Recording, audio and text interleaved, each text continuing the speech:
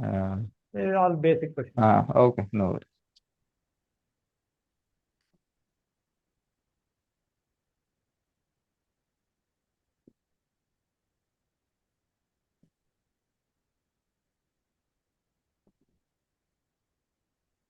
Okay.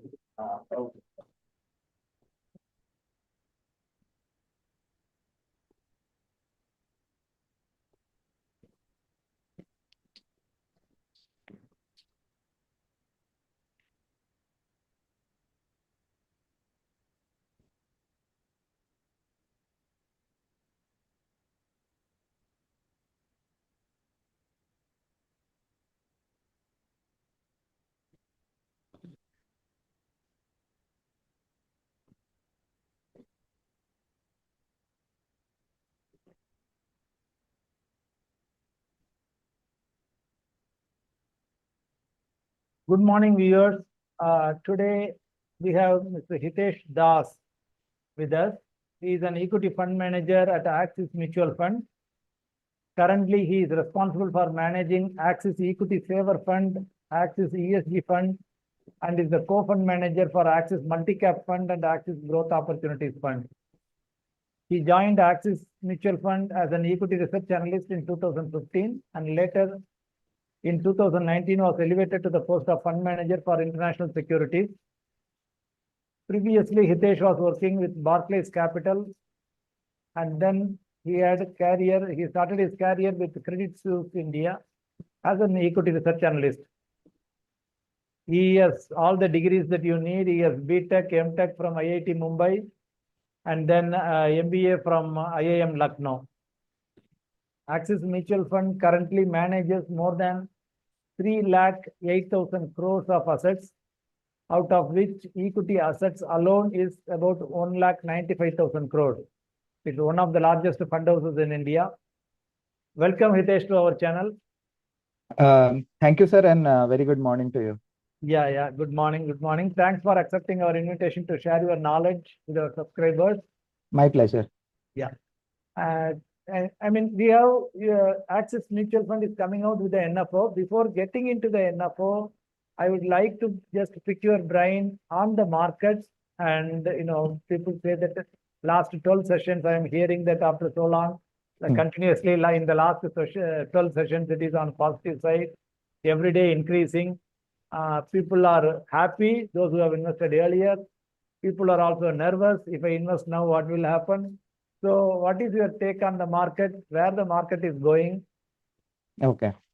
So thank you, first of all. And I think from a broad market perspective, what we see is if we just look at the top down, how India is doing. India, we have seen GDP growth prediction by everyone above 7% for the fiscal year. We have seen in the budget also the fiscal deficit coming down, and they have not compromised on that. And third, we have seen forex reserves also holding steady. And from a global perspective, I think rate cuts from US are also nearby, right? It is somewhere expected in the next 1 to 3 months. So in that perspective, I think India as a whole continues to look attractive from a macroeconomic perspective, given we have good growth rates, lower inflation, and a good balance sheet as a country. Now coming to stock specific, the equity markets as a whole, I think if you look at the broader Nifty 50 market, I think if we separate it into various sectors like banking and oil and gas and IT, I think major part of the Nifty 50 is actually not delivering very steep earnings growth, which is mid-teens or above. Almost 50 to 60% of Nifty is actually in a single digit PAT growth for FY25, and it is the rest of the Nifty which is sort of in double digit, and hence the expectation that EPS growth for FY25 will be in the range of 8 to 9%. Now, on the other hand, we have seen mid caps and small caps continuing to deliver good set of results for the last 4 5 quarters in a row. We are continuing to see earnings upgrade in specific stocks, even in small caps as well. The previous quarter, which was Q1 FY25, was relatively very good in terms of results as well. So while mid cap and small cap have rallied a lot, I think why people are still excited about that space is also because the earnings momentum is still present in mid cap and small cap. Now, the other factor is also the liquidity. So we have continued to see SIP book on a monthly basis now almost touching 22,000 crores or above. So we have a good amount of liquidity flowing in, and large part of that liquidity is actually going in mid and small and other funds with mid and small exposure, right? So I think, and that is also sort of people are also chasing earnings. So I think from that perspective, market looks relatively okay from a broader perspective and from a earnings perspective. On a negative side, what could sort of derail the market or things like that? I think it would be from a domestic perspective. I do not think there is a lot of triggers. We have crossed the elections, the budget, etc. We may also have rate cuts in India, assuming the US Fed also cuts rates. A typical rate cut is followed by more risk on and money flowing to emerging markets. And there will be some money also coming back to India as well. Also, if you look at some of the latest IPOs or QIPs or promoters stake sales, etc., the demand has been reasonably good even by the foreign institutional investors. So I think from that perspective also people are looking from outside India very positively, given the flows as well, while there may be some ups and downs. But the broader thing is things should be okay. I don't think markets have any negative risk as yet. The only negative is a blue sky, which we never sort of fail to estimate or predict. It was the global financial crisis in 2008, COVID in 2020. So it will be again something out of India, which will sort of derail the global markets. So for example, the yen, I know the yen trade, which sort of was there a couple of weeks back, which was totally out of the blue, right? And which shook the markets for like a week or so. So I think something like that will sort of derail, which is completely out of everyone's radar. But apart from that, things are looking good.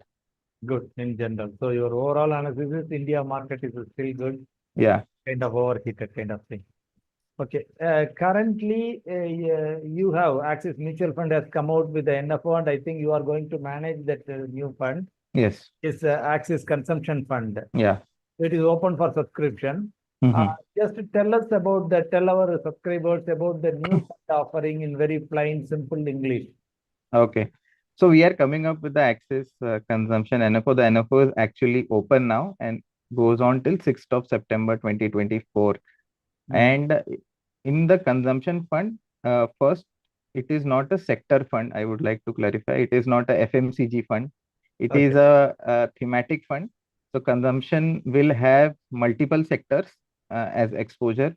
For example, FMCG as well, but auto, retail, consumer durables, like paints, and telecom, pharma, hospitals, real estate, power. So it is a multi-sectoral thematic. We have launched this fund because we believe that consumption in India is a structural story. As per capita income in India increases, people will consume more and there will be premiumization, they will consume better, right? In this fund, again, we will have exposure across large, mid, and small caps. As I said, we have good amount of earnings momentum in mid and small, so we will have exposure there as well.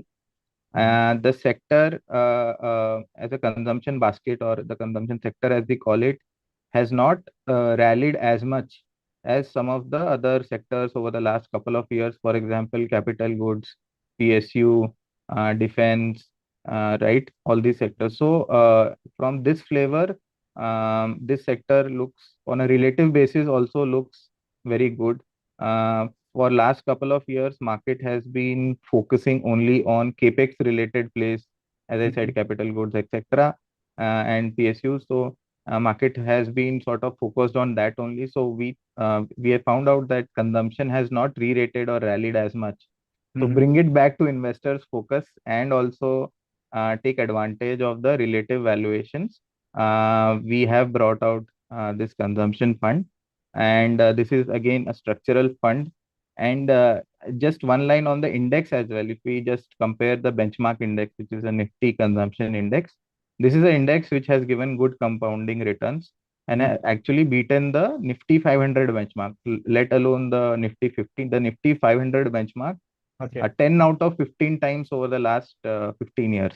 So 66% of time it has beaten the broader benchmark. So it is again a compounding index. And also the Nifty index, consumption index falls lower as I talked about COVID or financial crisis. In such crisis, actually the decline in NAV or decline in the index is much lower than the broader index. So there is downside protection as well. Yeah. Yes. A little more conservative. Okay. And why, why are you bringing this consumption fund, right now? Okay, so the first reason is India is slowly transitioning to become a middle income economy. We have crossed the $2,000 GDP per capita a couple of years back. And we have seen whenever this benchmark is breached or crossed, a lot of countries display a very sharp growth in their GDP per capita and consumption. Be it Japan in 1970, Korea in 80s, and China in early 2000s. So the latest example is China. For example, your viewers may recall we just concluded the Paris 2024 Olympics, right? In 2008, we had the Beijing Olympics in China. And in 2005, China had actually breached this $2,000 GDP per capita benchmark. So they had embarked on a big push on stadiums, roads, railways, etc., which is happening in India right now, right? And then consequently, a lot of people came out of rural China to work on these projects, to work in cities, in malls, etc. And the consumption also went up pretty well. A lot of Chinese actually got pulled out of low income households, and China actually became a middle income economy. And the very good example that consumption was doing very, very well was e-commerce actually in that point of time took off in China, and we had, very good growth from Alibaba, which culminated in the 2012 IPO, which was one of the biggest IPOs across the world at that point of time. So it is not that capex formation or focus on infrastructure is just one thing. It also impacts or aids consumption. And what we have seen in last couple of years, government has been spending very huge amounts on roads and ports. So that rub-off effect will come. So that is point one. It is a structural thing. And secondly, as I said, market was focused on only one part of the basket, which is the investment basket, roads, capital goods, etc. And there was some sort of people not looking at the other part where consumption is there, where there is relative safety in valuations. So I think that is another reason as well, that given it's a structural story and there is a relative safety in valuations, plus as I said, there is a downside risk because as you said, some of the investors continue to worry that markets have gone up, etc. Right. So from that perspective as well, I think these couple of factors made us launch this fund at this point of time. Okay. No, very good, very good. And when do you think that investors can make good money out of your NFO in the next Yes. 5 years? That is Yes. a year.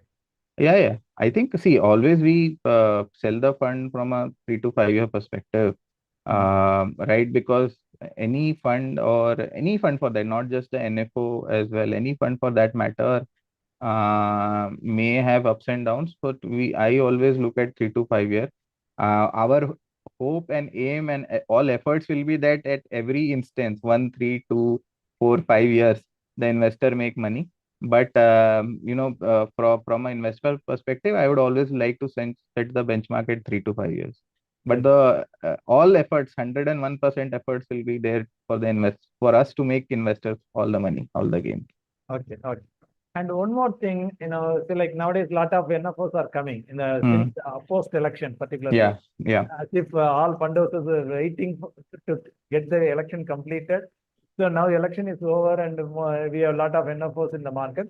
So this being a thematic fund, investors are looking for higher returns because now if they can enter in a multi-cap fund, your Axis multi-cap fund or large and mid-cap fund, any of those funds, instead of entering this because that is well diversified and okay, comparatively it's a known group. Now when they enter thematic fund, they look for some higher returns, be able to satisfy that in the expectation from investors.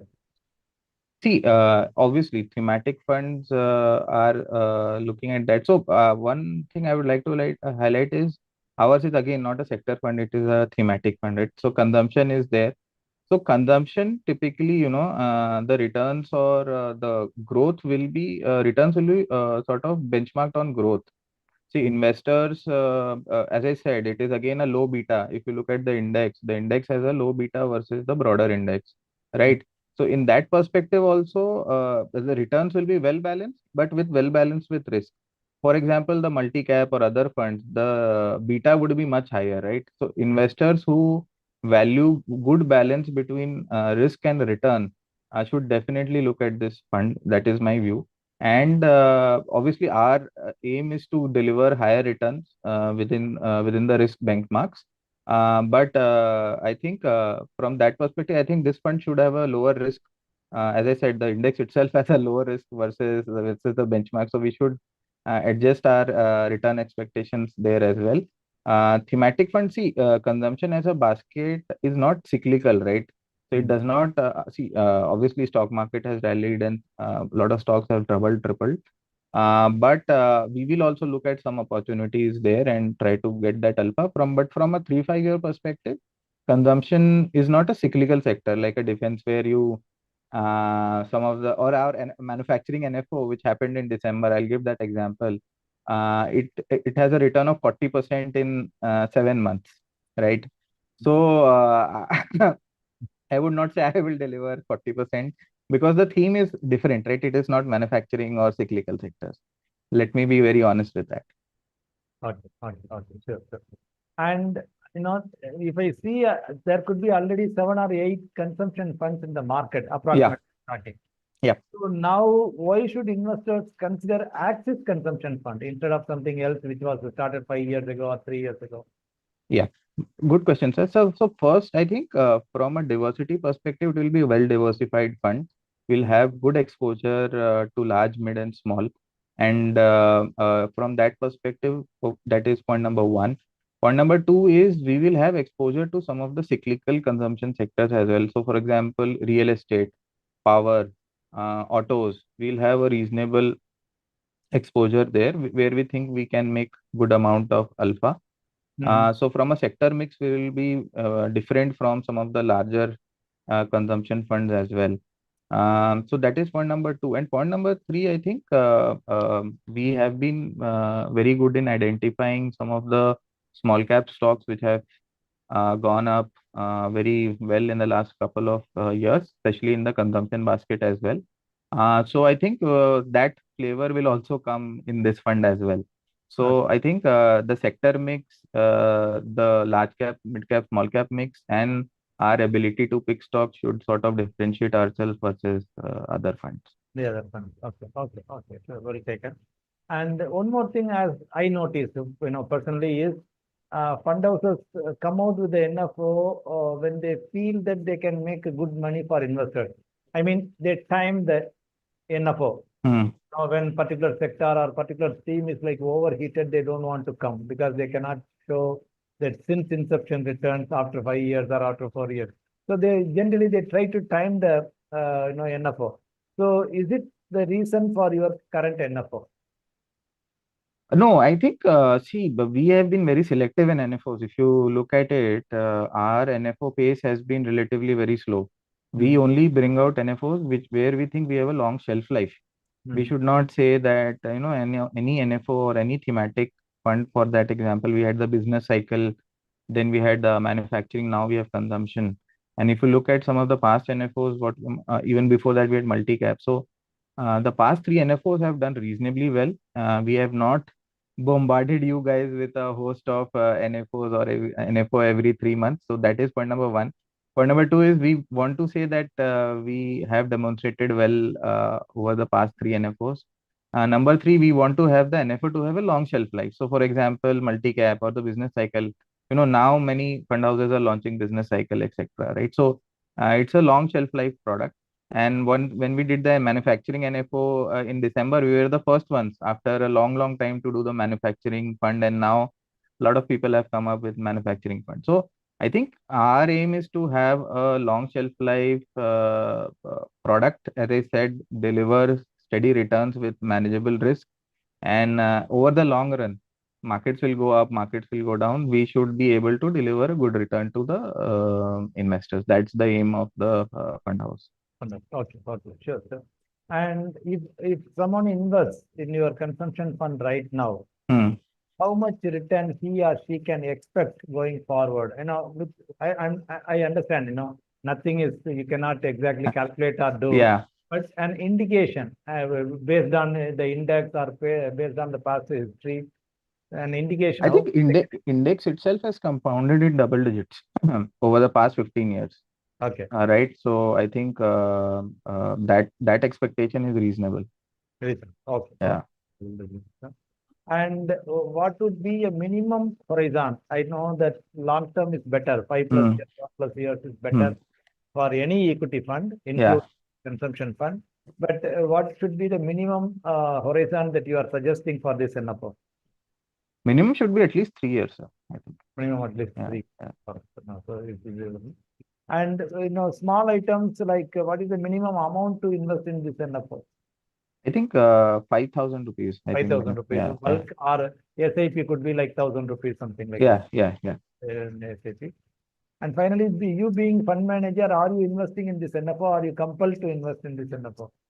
I'm compulsed. My salary, some part of salary will automatically get deleted from next month to this NFO. Oh, very good. Yeah. Okay. Sure, sure, sure. Good, good. I will take up some questions, probably whatever comes on the discussion box. Sure. Give me a minute.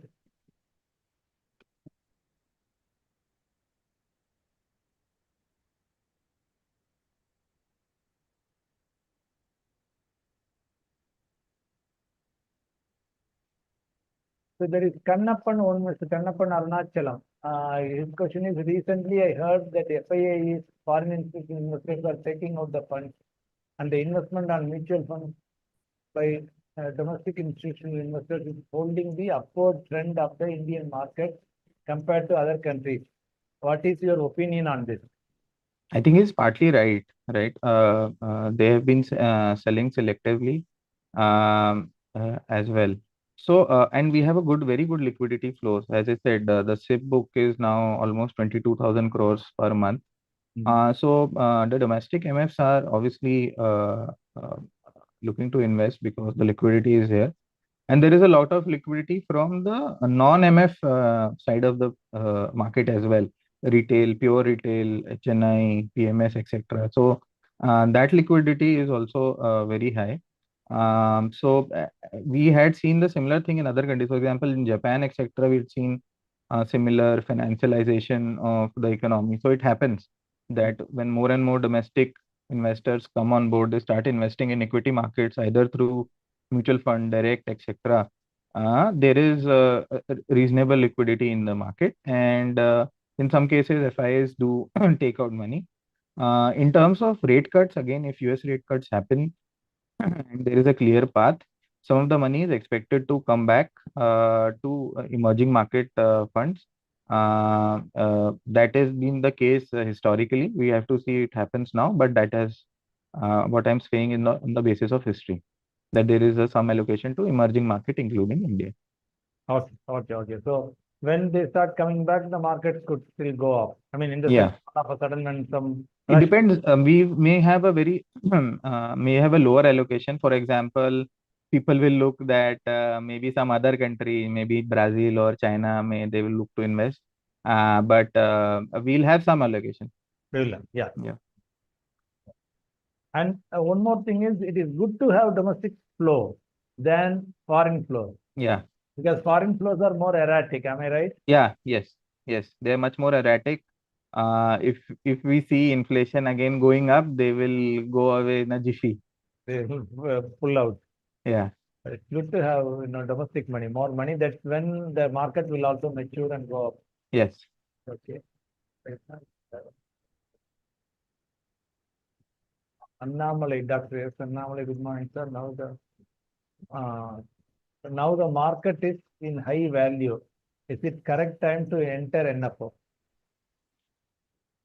I think market is highly valued, but NFO, the what we're bringing out consumption is much more relatively safe versus some of other sectors, as I said, capital goods, defense, PSUs, from a relative perspective. So that's why we are saying we are bringing consumption NFO at this point of time, because market was getting looking at only one direction, like Arjun at only the bird's eye, and not looking at other stocks, so other sectors. So that's what we are bringing the NFO at this point of time.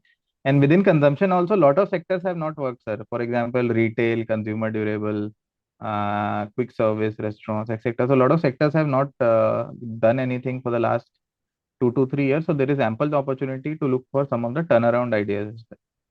Okay. Can we say that this is more of a contrarian pick at this point of time? Do you agree with that? Maybe, because if you look at our NFO versus the list of NFOs which have come out, which are mostly in the investment oriented spaces, like right, so maybe we are standing out that way. Okay. Anyway, that's all from our side, and let me see if there are. Yeah, that's all, Hitesh. Thanks for taking out time, and My pleasure, congratulations. sir. And congratulations that I'm seeing your multi-cap fund is doing well and is Thank topping you, the sir. chart. Keep Yeah. up. Thank you for, and keep up the blessings, sir. Thank you. Yeah, it's doing well, and I have seen that. Anyway, thank you for taking out time and joining this and sharing your knowledge with our subscribers. And we wish the best for your NFO. And hopefully, we are Thank you, also sir. participating in the NFO. Thank Thank you you, very sir. much. Huh? Thank you, sir. Have a good day. Bye. Same to you.